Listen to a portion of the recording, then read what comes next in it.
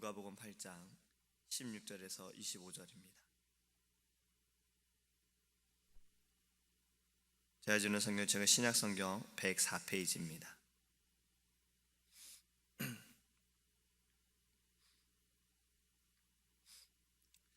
누구든지 등불을 켜서 그릇으로 덮거나 평상 아래에 두지 아니하고 등경 위에 두나니 이는 들어가는 자들로 그 빛을 보게 하려 함이라. 숨은 것이 장차 드러나지 아니할 것이 없고 감추인 것이 장차 알려지고 나타나지 않을 것이 없느니라. 그러므로 너희가 어떻게 들을까 스스로 삼가라. 누구든지 있는 자는 받겠고 없는 자는 그 있는 줄로 아는 것까지도 빼앗기리라 하시니라. 아멘. 할렐루야.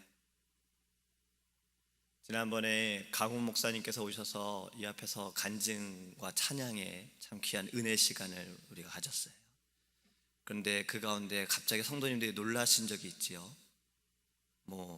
개멋있어요 라는 그 말에 다들 놀라셨을 겁니다. 왜냐하면 요즘에 개라는 단어가 예전에는 참 좋지 않은 단어로 쓰였지만 요즘에는 이 단어가 붙으면 너무 멋있다는 뜻이에요. 개 멋져, 개 맛있어, 개 예뻐 막 이러면 정말 예쁘고 정말 맛있고 정말 멋있다 이런 의미입니다. 이런 것과 또 비슷한 게 있습니다. 혹시 꿀잼, 꿀팁이라는 말을 들어보셨어요? 꿀잼이라는 얘기는 너무 재밌다는 얘기예요. 꿀팁이라는 말은 그것은 우리에게 아주 유용한 그 무언가를 알려준다라는 팁이 된다라는 의미가 있습니다. 꿀팁이라는 말이. 제가 얼마 전에 그 인터넷 기사에서 이런 걸 봤습니다. 운전자가 알아두면 좋은 꿀팁이라는 기사가 있더라고요. 거기에 이렇게 소개합니다. 시끄러운 안전벨트를 우리가 착용하지 않을 때 소리가 계속 나잖아요. 이 소리가 나지 않게 하는 방법 해가지고 나왔는데, 방법은 안전벨트를 차면 됩니다. 과속 카메라에 걸리지 않는 방법 너무 궁금하죠? 이 방법대로 하면 평생 카메라에 걸리지 않는데요. 방법은 규정속도 이하로 달리면 됩니다. 너무 당연한 이야기죠. 혹시 무엇을 기대하시는지 모르겠어요. 이거 외에도 다른 꿀팁들을 소개합니다. 아침에 피곤하지 않는 방법은 일찍 자라라는 거예요. 건강과 젊음을 유지하는 방법은요, 운동하라라는 거예요. 사실 이 글을 제가 읽기 전에 혹시 다른 방법이 있나라는 생각으로 이걸 제가 읽어보려고 눌렀어요. 참 제 자신이 부끄러웠습니다. 우리가 이런 것 같아요. 당연한 것을 하면 되는데 다른 방법이 있진 않을까, 쉬운 방법이 있지 않을까라는 그러한 마음이 우리 안에 있다라는 생각을 좀 해봤어요. 학생은 공부하면 되고요, 군인은 나라를 지키면 되고, 자녀는 부모님께 순종하면 되는 거예요. 이게 당연한 거지요. 성도는 예수를 위해 사는 겁니다. 이것이 당연한 겁니다. 당연하다는 말의 의미가 무엇인지 아십니까? 당연하다는 것은 어떤 일이 확실하게 맞다라는 거예요. 그리고 마땅히 그러하다라는 것입니다. 그러니까 당연한 소리 하네 하는 건 맞는 소리를 하는 거거든요. 오늘 본문에도 예수님께서는 당연한 말씀을 하고 있어요. 16절에 누구든지 라고 시작을 합니다. 누구든지 등불을 켜서 그릇으로 덮거나 평상 아래 두지 아니하고 등경 위에 두나니, 누구든지 등불을 받으면 그렇게 한다라는 거예요. 어디에 숨겨두지도 않고 평상 아래 두지도 않고 다른 사람들이 볼 수 있게 등잔 위에 둔다라고 지금 말씀하고 있는 겁니다. 등불은 어둠을 밝히는 거지요. 근데 불을 켜놓고서 이것을 그릇으로 덮어놓고 평상 아래 두는 것은 말도 안 되는 거예요. 등잔 위에 두는 것이 당연하다라는 겁니다.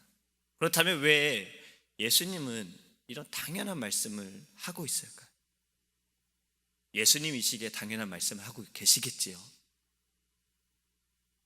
하지만 때로는 예수님도 당연하지 않은 말씀을 하실 때가 있습니다. 예를 들어서 예수님께서 밤새도록 물고기를 잡지 못한 전문가인 베드로에게 그물을 반대편으로 던지라는 말씀은 당연하지 않은 말씀이에요. 배가 이쪽이나 저쪽이나 거기서 거길 텐데 지금 밤새도록 노력하고 수고했는데 아무것도 잡지 못한 이 전문가에게 반대편으로 던지라 했어요. 베드로는 예수님의 말씀대로 했지요. 그리고 그물을 걷는데 찢어질 정도로 고기가 잡혔어요. 우리의 생각으로는 당연하지 않지만 예수님께는 당연한 겁니다. 예수님께서는 행하시는 모든 일들이 당연한 겁니다. 근데 내 생각으로, 내 경험으로 이것이 될까? 당연하지 않는데. 하지만 주님께는 모든 것이 당연함을 우리가 깨닫기 원합니다. 오늘 본문에서 말씀하시는 것은 당연한 말씀이에요. 이 말씀을 묵상하면서 당연한 것을 하지 않는 우리의 모습을 좀 생각해 보기 원합니다. 우리는 당연히 해야 할 것들, 당연한 것들을 잘 알고 있어요. 오랜 시간 동안 우리가 신앙생활하고 교회에서 우리가 말씀을 들으면서 무엇이 정말 당연하다라는 걸 잘 알고 있습니다. 하지만 정말 그 당연한 것을 내가 하고 있는가? 지금 내가 이 삶에 주님을 믿는다고 우리는 고백하고 사랑한다고 고백하면서 이 당연한 것을 나는 정말 하고 있는가? 우리는 이것을 좀 곰곰이 생각해 보기를 원합니다. 오늘 본문에 말씀하는 등불 16절 2절의 말씀을 보면요, 이 등불이 무엇인지를 잘 알 수 있습니다. 16절 이전의 말씀은요, 4가지 땅에 대한 비유의 말씀이에요. 예수님께서는 이 비유의 말씀을 하시면서 그리고 그에 대한 설명도 하시면서 바로 이 등경 위의 등불을 말씀하셨어요. 이 등불은 곧 말씀입니다. 더 나아가서 이 등불은 곧 예수 그리스도인 거예요. 어둠을 밝힌다. 이 빛을 우리가 어디에 두느냐?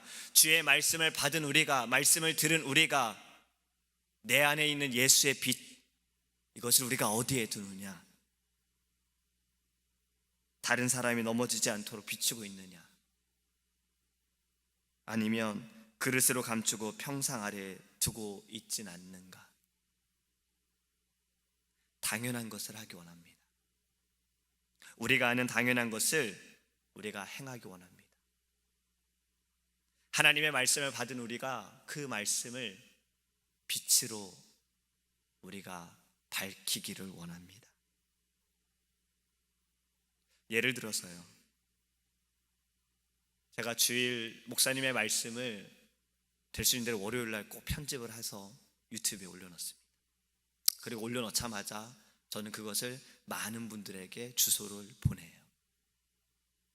보시라고, 이 은혜의 말씀을 보시라고. 그리고 밑에 또 한마디 더 합니다.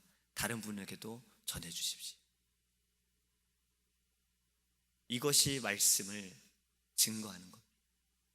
전하는 거예요. 나는 주일날 이 말씀으로 은혜 받았어. 우리는 여기서 끝이 나면 안 되는 거예요. 이제 나타내야지요. 말씀을 듣고 행함의 변화가 있어야 하고, 또 이 귀한 말씀을 또 다른 사람도 들었으면 하는 마음으로 나타내야지요. 이것이 당연한 겁니다. 17절의 말씀을 또 보면요, 숨은 것이 장차 드러나지 아니할 것이 없고 감추인 것이 장차 알려지고 나타나지 않을 것이 없느니라. 이 빛의 특징은 어두움을 드러내는 겁니다. 빛이 없다면 앞을 보지 못하지요. 빛이 모든 흑암을 몰아냅니다. 그리고 숨겨져 있는 것을 드러나게 하는 거예요. 숨은 것 그리고 어두운 것이 장차 드러날 것이다 하셨죠. 반드시 그렇게 될 것이라는 것을 우리는 믿기 원합니다. 이 장차 드러날 것, 예수님은 이렇게 말씀하셨어요. 요한복음 8장 12절에 나는 세상의 빛이니 나를 따르는 자는 어두움에 다니지 아니하고 생명의 빛을 얻으리라. 앞에서 말씀드린 것과 동일합니다. 빛은 예수님이십니다. 예수님은 본인이 자신이 나타날 것을 지금 말씀하고 계시는 거예요. 이 세상은 자꾸 예수님을 감추려고 해요. 말씀을 감추려고 해요. 진리를 감추려고 해요. 어둠이 이길 것이다 라고 생각해요. 사단의 권세는 그러한 모습으로 우리를 유혹하고 우리를 시험하고 우리를 넘어뜨리려고 합니다. 근데 우리가 분명히 알아야 할 것은 바로 이겁니다. 예수님이 빛이세요. 그 빛이 우리 안에 있습니다. 말씀을 통해 우리 안에 있습니다. 빛으로 밝혀짐을 우리가 보기 원합니다. 감추어질 것이 없어요. 절대 숨겨질 것이 없음을 믿으시기 바랍니다. 마지막으로 18절의 말씀을 보면, 이 말씀을 우리가 보기 위해선 앞에 말씀하신 땅의 비유를 생각해야 합니다. 씨가 떨어졌는데 길가에 떨어지고 바위에 떨어지고 가시떨기에 떨어지고 좋은 땅에 떨어졌어요. 예수님께서는 이 비유의 말씀을 해석해 주셨지요. 씨는 하나님의 말씀이고 길가는 말씀을 들었으나 마귀가 말씀을 빼앗아갔고, 바위는 뿌리가 없고 가시떨기는 세상의 일들로 인해 결실을 맺지 못한다. 좋은 땅엔 열매가 맺어질 것이다. 예수님은 이렇게 말씀하셨어요.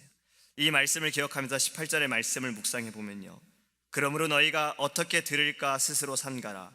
누구든지 있는 자는 받겠고 없는 자는 그 있는 줄로 아는 것까지도 빼앗기리라 하시니라. 아멘.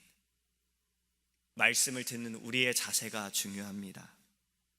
말씀을 듣는 우리의 심령을 살펴보아야 합니다. 내가 말씀에 귀를 기울이고 있는가? 이 말씀이 내 말씀이다. 이 말씀이 나를 변화시킬 것이다. 이 말씀이 나의 삶의 방향이 되어질 것이다. 하나님은 이 말씀으로 나를 가르치실 것이다. 나는 사모합니다. 갈급합니다. 이 말씀으로 하나님 내 영의 살을 찌우심을 믿습니다. 이 말씀이 내 빛이 됨을 믿습니다. 우리는 이렇게 말씀을 들어야 합니다. 좋은 땅의 비유에 나오는 사람처럼 말씀을 듣고 지키고 인내하는 자는 열매를 맺습니다. 30배, 60배, 100배의 열매를 맺게 되어집니다.